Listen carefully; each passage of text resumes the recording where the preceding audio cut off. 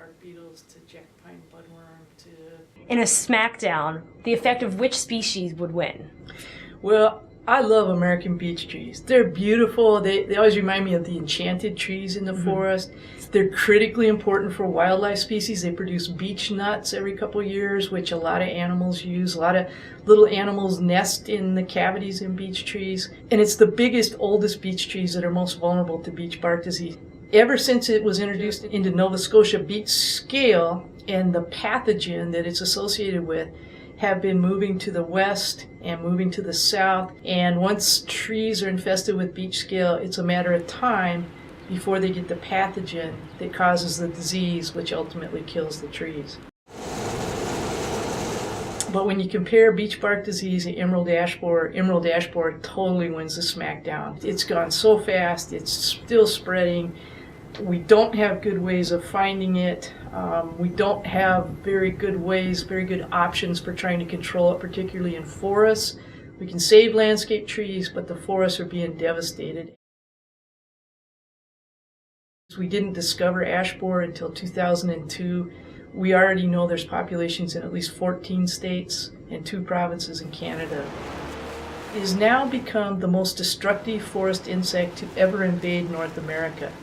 And we can say that based on the fact that not just a few trees have been killed or dozens of trees, actually tens of millions of ash trees have been killed. There's at least 16 species of ash native to the U.S., maybe 18 depending on how you count them up.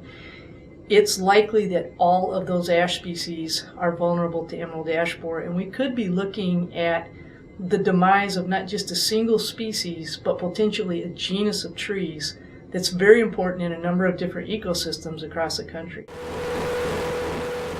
The impacts of emerald ash borer cut across sectors. There's major economic effects. We recently finished a project where we projected the spread of emerald ash borer for the next 10 years. And if you look at the costs of either replacing landscape trees that'll be killed by ash borer or protecting those trees with an insecticide, just over the next 10 years, the costs are going to be $10 to $20 billion. And that's strictly landscape trees. The ecological impacts of emerald ash borer in the forest are not even known yet. And there's certain ecosystems where ash is a dominant species, plays a very major role in terms of nutrient cycling. You have swamps, for example, with black ash.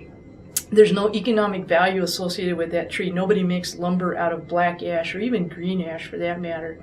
But the ecological impacts of having all those trees die in a relatively short span of time, we expect those impacts to cascade through the ecosystem. It's going to affect animals. You know, if the only tree in the area is a black ash and it's dead, it's going to fall over, then the birds don't have a place to perch. There's other insects and other animals that rely on ash. You don't have the big influx of leaves in the fall.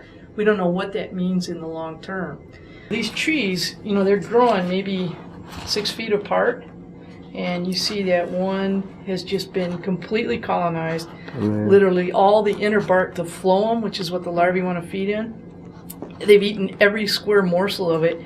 Over here, you can see this one's clean. Virtually no larvae on it. So, you know, we're learning about their behavior, and eventually, hopefully, it'll translate into some management recommendations and options that we could give to people.